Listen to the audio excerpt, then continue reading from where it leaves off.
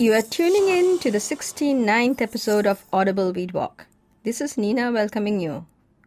How are you all? Hope you have been keeping well. Glad to be back with this podcast series, sharing thoughts on locavary, this and that, and of course, the wild weedy greens. By the way, there's an announcement first. The actual Audible Weed Walk is starting. We will have the walk every Saturday morning at different locations in Audible. For locations and registration, there is an email and a number. Please pre-register. You can find this announcement in the news and notes in Oronet, what have you. I usually take maximum of 10 people.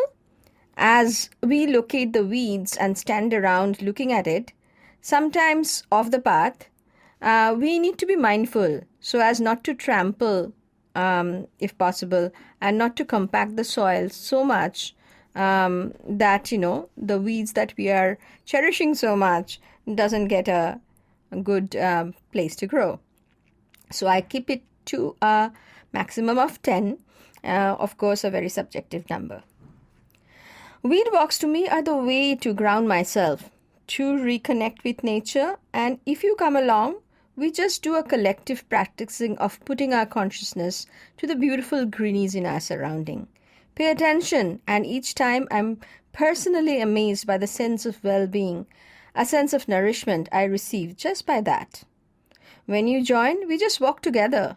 Reminds me of a haiku, but okay, let's not get in there. For me, it's a meditative and regenerative experience that I share with you. We focus on edible weeds that are in the Edible Weed and Naturally Growing Plant book. If you have the book, bring it along, but otherwise, I will have some copies to share. Yet another announcement, the second edition of this book is getting ready soon. So if you do not have a copy of this book, you can soon get your own.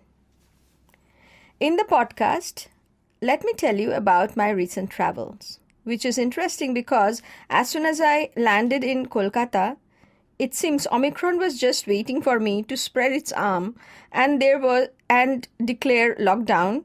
And there were some undeclared lockdowns also, as the offices and places I wanted to go were virtually shut. I was going to attend a family medical emergency situation, which was sort of under control. But then I was going there after 22 months. And I had a lot of pending work that I usually do for my mom, like, keeping the accounts active, checking on things. All those little things cannot be done virtually. And I had to, be present in person. So I did not have the luxury of locking myself in. I had to go out, interact, spend substantial amount of time outdoors. And despite regulations, there are a lot of people who did not observe the protocols. So in this podcast, I will share what I had done. While in Auroville, I felt a bit cocooned, from the rest of the world and felt pretty safe. I actually wondered whether I will be safe enough when I go to Calcutta, a larger city and with a lot of people and a lot of people who are affected. Well, what I actually did was, it started a bit before my journey. I had a persistent cough. Persistent cough is something that doesn't leave you in maybe, a week or 10 days time. I have a tendency of that, and I knew that it is not part of a COVID. But it kind of lingered on, and I was about to travel. So after doing all that I knew how to deal with it, I had contacted Dr. B. She suggested a few natural remedies, which I had already tried by then. Then we both wondered, maybe it's time for kabasura kudineer. This is a mix of several herbs. I recommend you to listen to the podcast, and I will be doing this in this particular podcast. I will refer to some of the earlier ones, which are very relevant right now. So I recommend you to two podcasts that I had done. You can find them in Audible Weed Walk YouTube channel, episode number 41 and 43. Here I spoke in details about kabasura kudineer and the different herbs that got into it. This particular potion was recommended by the Ayush Ministry not as a medicine but as a supplement to those who had mild symptoms of COVID or were recovering. This potion is age-old, an ancient one. It is not meant for COVID per se, but for overall well-being, addressing specifically kapha dosha, and that's how the name, I guess. But since the mix includes several medicinal and edible plants, with most of them growing wild and weedy, I always had an interest for this, and now I got recommendation that I should have it. I started on this, just a teaspoon per day in warm water, at least for 10 days before I was flying. But my cough was really persistent. I was noticing some improvement, but it was not enough. So I had decided to pack a few packets of this powdery form and went on board with them. By the way, I do not know which airlines any of you have flown, but when I see pictures, I see people sitting in alternate seats. But in my flight, the entire flight was booked and there were no empty seats. But for saving grace, everybody was actually wearing masks, including the passengers. I had an N95 with me. Reaching Kolkata, my mother, who is 90 plus herself, gave me a stash of masks that she was making. She had made 3-layered, completely hand-stitched, hand-embroidered masks, which gave a boost to my wanting to wear mask even as an accessory. While in the city, I followed the following regime. I wore mask, I-95, and one embroidered one on top of it. I find the I-95 allowed me to breathe well enough. Plus, I was not doing any physical work, so I got used to it. I had discovered a new way of transportation in the city. When I did not take cab, I took motorbike taxi. I felt being in the open air was more helpful than in closed and cloistered places. I almost never carried any hand sanitizer, but used it going into any buildings, going in and coming out of any buildings. And whenever I could, I washed my hands with soap. I ate light, seasonal food, and being at home, I could do that. When I could not reach home for food in time, say I was not in time for lunch, I completely skipped the meal and drank water that I carried. Sometimes I did cheat, of course. I had gone to Flurry's, the famous bakery in Kolkata, in the area that I grew up, and had a nice cup of Darjeeling once or twice.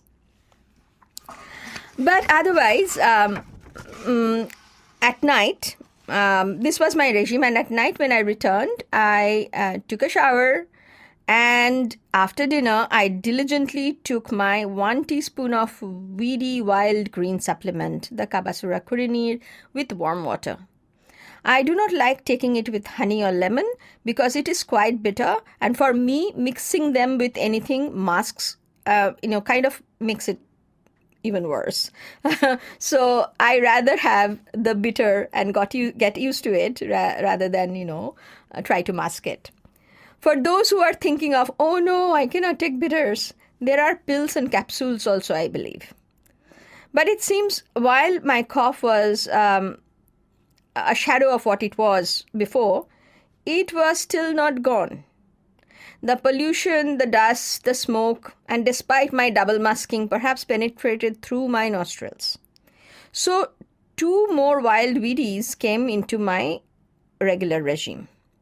One is kubeb pepper, or piper kubeba, called kabab chini in many Indian languages, and var milagu in Tamil. While pippali or piper longum are found growing all over India, but piper nigrum, or our peppercorn, primarily it's kind of originated in the Malabar coast. Kubeb pepper and yet another piper chaba or chui are found more in the east and further east. The story about them is fascinating. That involves history, travel, strategies, all involving these few cousins. If you're interested, I will suggest you catch up on 2 previous podcasts, podcast number 43 and 45, both of which you will find again in the Audible Weed Walk YouTube channel. Kabab pepper is still much in use as spice and some home remedies in the eastern part of the country. A few at a time in your mouth and you chew over time relieves cough. Something like, you take Kantil.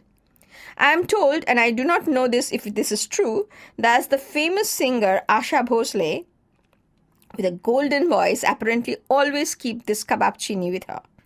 Well, I am no singer, and I cannot vouch if that helps. Apart from being good for throat, it is also good for lung health. It is good for guts, kidney, and help with digestion. For me, it relieved cough and itchy sensation, and more importantly, it is not sweet, but has a hint of sweetness, and it is all natural and somewhat weedy in its origin. My regime also included Brahmi, not Vallarai or Gotukola. I mean the real deal, Bacopa monnieri or the Neer Brahmi. This is in my book, which means it is also available in this area, but in the eastern part of the country and also in areas which are moist, wherever, across India, it is found more abundantly. This is the season for it, the fresh ones. So I had a helping of that, simply steamed with a dollop of ghee and a bit of salt as my bitters, as the first thing with rice every day whenever I had time to take lunch. It contains powerful antioxidant, anti-inflammatory, prevents stress and anxiety apart from being anti-cancerous and boosting brain function. I do not know if they all worked on me, but surely I hope so. Even though it's kind of bitter, it has a good smell, and I like taking it with a tablespoon with a bit of steaming rice. Try it if you can. Even if it doesn't do anything visibly that you can feel, it definitely it is actually proven that it boosts brain function. So that's pretty good, isn't it? Well, you can say that I swam in the sea of Omicron and returned. I kept myself quarantined for 3 days and then good to go. What I shared worked for me. It is entirely a personal experience, and you should figure what works for you and needs to consult your doctor and follow her or his guidance if you take a consultation. And overall good health is a good idea in dealing with my ailment, and with any ailment actually. And when edible and medicinal wild weedy greens are in rescue, that is an added bonus for me. Going to Kolkata was also getting in touch with a lot of food cultures that I will talk about hopefully in my future podcasts. To conclude, I you can sign up for the Audible Weed Walk when it is in season. I'm offering it on Saturdays now.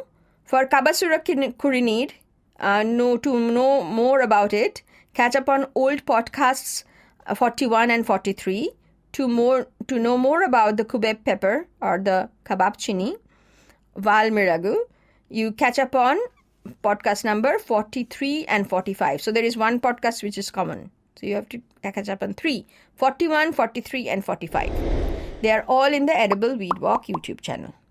So see you next week. Until then, stay well and stay safe.